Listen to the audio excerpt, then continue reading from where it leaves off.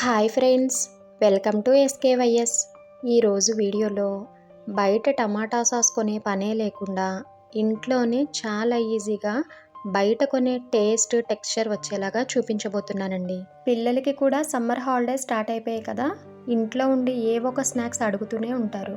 వాటి కోసం టమాటా సాస్ని బయట కొనకుండా ఇంట్లోనే ఒక్కసారి ఇలా చేసి పెట్టుకున్నారంటే పిల్లలకి చాలా బాగా నచ్చుతుంది, తక్కువ ఖర్చుతో అయిపోతుంది. ఇంకా ఆలస్యం చేయకుండా ఎలా చేయాలో చూసేద్దాం. ముందుగా 1 కేజీ టమాటాలను శుభ్రంగా కడిగి ముక్కలుగా కట్ చేసుకోవాలి. ఆ ముక్కలన్నీ కుక్కర్ గిన్నెలో వేసుకుని దానిలో 4 వెల్లుల్లి రెబ్బలు, 4 అల్లం ముక్కలు, 5-6 ఎండుమిర్చి, 1 టేబుల్ స్పూన్ సాల్ట్ వేసుకుని కలర్ కోసం 4 బీట్రూట్ ముక్కలు, 1 చిన్న గ్లాస్ వాటర్ వేసుకుని కుక్కర్ గిన్నెకి మూత పెట్టి 4 విజిల్స్ రానివ్వాలి. తర్వాత మూత తీసి ఆ టమాటా ముక్కలన్నీ పూర్తిగా చల్లారనివ్వాలి. పూర్తిగా చల్లారిన తర్వాత ఆ టమాటా ముక్కలన్నీ మిక్సీ జార్లో వేసుకుని చాలా మెత్తగా పేస్ట్ చేసుకోవాలి. అలా పేస్ట్ చేసుకున్న టమాటా పేస్ట్ని ఏ గిన్నెలోకైతే టమాటా సాస్ చేసుకోవాలనుకుంటున్నామో ఆ గిన్నెలోనికి ఒక ఫిల్టర్ పెట్టుకుని ఆ టమాటా పేస్ట్ అంతటిని ఫిల్టర్ చేసుకోవాలి. దానిలో ఉన్న గింజలు, పిప్పి మొత్తం ఫిల్టర్ అయిపోతుంది. అలా వచ్చిన పిప్పిని పక్కకు పెట్టేసుకుని ఇప్పుడు ఆ టమాటా పేస్ట్ని ఫిల్టర్ చేసుకున్న గిన్నెని స్టవ్ మీద పెట్టుకుని ఫ్లేమ్ని మీడియం టు హై ఫ్లేమ్లో అడ్జస్ట్ చేసుకుంటూ ఉడికించుకోవాలి. ఆ టమాటా పేస్ట్ అంతా ఉడకడం స్టార్ట్ అయిన తర్వాత స్టవ్ని మీడియం ఫ్లేమ్లో పెట్టుకుని దానిలోకి స్వీట్నెస్కి సరిపడా 1/2 కప్పు వరకు పంచదార వేసుకోవాలి. స్వీట్నెస్ అనేది టమాటాల్లో ఉన్న పులుపు టేస్ట్ని బట్టి అడ్జస్ట్ చేసుకోవాలి. పంచదార వేసుకున్న తర్వాత కలుపుకుంటూ పంచదార మొత్తం కరిగేంత వరకు ఉడికించుకోవాలి. అలా పంచదార కరిగిపోయి బాగా బాయిల్ అవుతున్నప్పుడు దానిలోకి ఒక 5 టేబుల్ స్పూన్స్ వెనిగర్ వేసుకోవాలి. నేను ఇక్కడ వైట్ వెనిగర్ తీసుకున్నాను.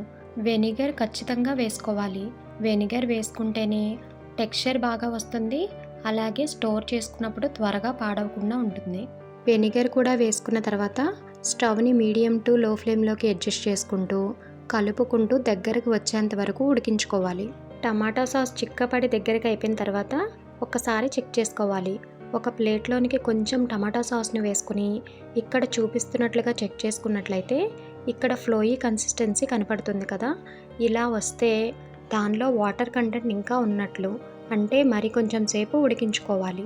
టమాటా సాస్లో అసలు వాటర్ కంటెంట్ అనేది ఉండకూడదు, ఇంకా టమాటా సాస్ అనేది గట్టిగా అయిపోకుండా సాసీగానే ఉండాలి. అలా వచ్చేంత వరకు ఉడికించుకోవాలి. మరి కొంచెం సేపు ఉడికించుకున్న తర్వాత మరొకసారి చెక్ చేసుకుంటే టమాటా సాస్ని కొంచెం ప్లేట్లో వేసుకొని చూస్తే ఇక్కడ అసలు ఫ్లోయీ కన్సిస్టెన్సీ చాలా స్లోగా ఉంది. ఈ కన్సిస్టెన్సీ వచ్చేంత వరకు ఉడికించుకుంటే సరిపోతుంది. తర్వాత స్టవ్ ఆఫ్ చేసుకుని ఆ గిన్నెని పక్కకు దింపుకొని పూర్తిగా చల్లారిన తర్వాత ఒక ఎయిర్ టైట్ కంటైనర్లో స్టోర్ చేసుకుంటే 5 to 6 మంత్స్ వరకు ఫ్రెష్గా ఉంటుంది. టమాటా సాస్ పూర్తిగా చల్లారిపోయిన తర్వాత గరిటెకు ఉన్న టమాటా సాస్ని ఇలా చెక్ చేస్తే లైన్స్ ఏమీ కలవకపోతే పర్ఫెక్ట్గా వచ్చినట్లు.